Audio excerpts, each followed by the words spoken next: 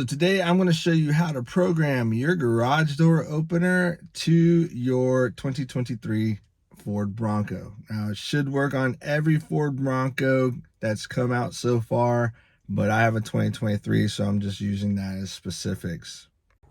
What you want to do is you want to hit the power button without your foot on the brake. That way you don't start your vehicle because you don't want it on, okay?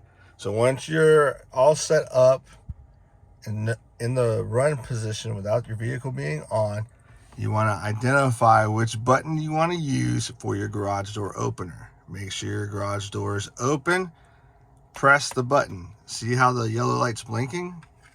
Now what you want to do is you want to take your remote, you want to hold it steady.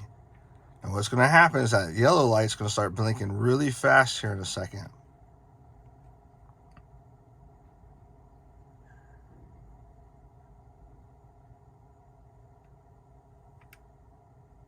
Okay. So once it gets done blinking really fast, it's going to turn off. Now it's going to blink really fast for probably about 20 or 30 seconds. Oh, a little bit fast. So then hold the button for 2 seconds and your garage door should open.